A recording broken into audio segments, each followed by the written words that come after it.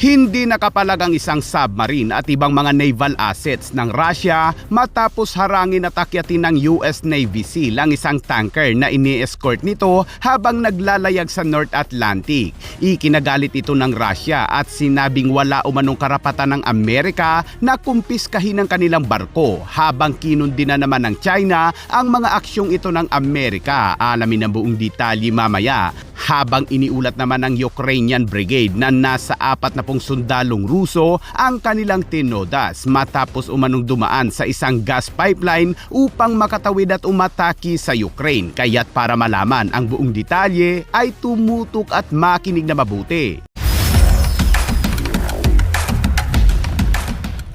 Ilang araw matapos ang isinagawang atake ng Amerika sa Venezuela, abay isang oil tanker na naman ang naglalayag sa ilalim ng bandila ng Russia ang hinarang at hinuli ng puwersa ng Amerika na inakusahan ng paglabag sa mga sanksyon ng Amerika.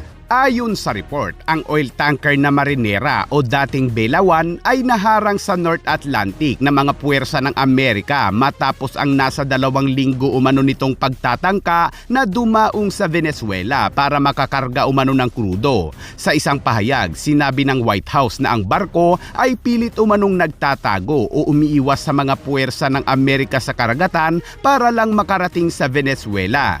Nagkakarga umano ang tanker ng krudo mula sa Venezuela at dumadaan ito sa Iran upang ibigay ang nasa 20% na langis habang 50% naman sa Russia at 30% naman sa ibang mga kaalyado nitong bansa at malamang ay para yan sa China. Kaya't sa huli, ang Russia ay nagdesisyon na mag-deploy ng submarine at ibang mga naval assets nito para umano i-escort ang nasabing oil tanker. Ngunit sa araw na iyon, abay wala namang nagawa ang ipinadalang escort ng Russia nang harangin at hulihin ito ng US Navy SEAL. Walang palag mga kabayan.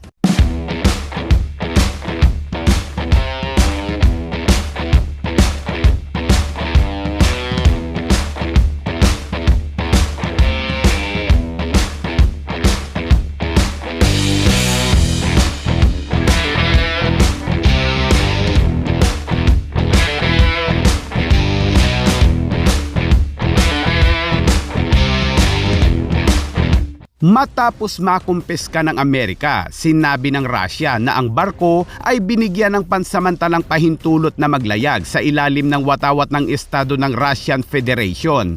Dagdag pa ng Russia ay walang estado ang may karapatang gumamit ng puwersa laban sa mga barkong maayos na nakarehistro sa jurisdiksyon ng ibang mga bansa. I don't want to say that, but the fact is that the Russian ships, there was a submarine and a destroyer. They both left very quickly when we arrived. Sinabi naman ng kalihim ng depensa ng United Kingdom na si John Haley na sinusuportahan ng mga puwersa ng United Kingdom ang operasyon ng Amerika, ngunit hindi umano sila sangkot sa pagsampa o pagsakay sa barko.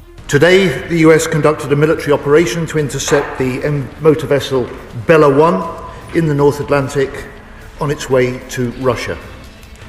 The UK, at the request of the US, supported this operation as part of global efforts to crack down on sanctions busting and shadow shipping activity. The Bella 1 was falsely flagged. It was falsely flagged and subject to US counter-Iran sanctions. Following a request from the US, I authorised the use of UK bases and the deployment of Royal Navy and RAF assets to support the operation, including airborne surveillance and the RFA ship Tide Force. This was a US operation. No UK personnel took part in the boarding. The UK supported this action to achieve 3 objectives. First, to enforce counter-Iran sanctions. Second, to tackle the global security threat posed by expanding shadowy maritime activity. And third, to reinforce British homeland defence and security in this era of rising threats. We owe it to the Ukrainians to step up action on these shadow operations. And we are. This is why we're deterring, we're disrupting, we're degrading the Russian shadow fleet as a priority for this government. And of course, by assisting our US allies in taking this ship off the seas, we are protecting the British people and our nation.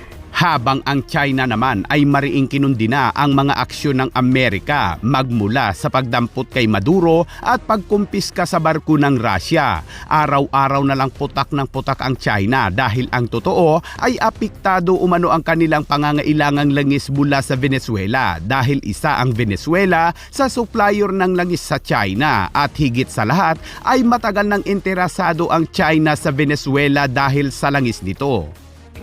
This is a typical act of bullying, a serious violation of international law, and a grave infringement on Venezuela's sovereignty that also severely undermines the rights of Venezuelan people. 中方对此强烈 China strongly condemns this. I would like to stress that the legitimate rights and interests of China and other countries in Venezuela must be protected. The US move is in clear violation of international law, basic norms, international relations, and the purposes and principles of the UN Charter.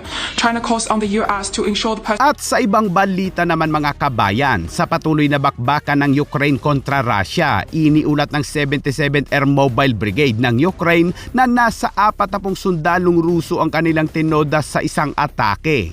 Ayon sa report ay tinangka umano ng mga puwersang Ruso na gamitin ng isang pangunahing pipeline ng gas bilang isang palihim na ruta upang maglunsad ng isang atake sa posisyon ng Ukraine sa sektor ng Kupiansk, ngunit ang operasyon ay natukoy at inatake ng mga tropang Ukraine.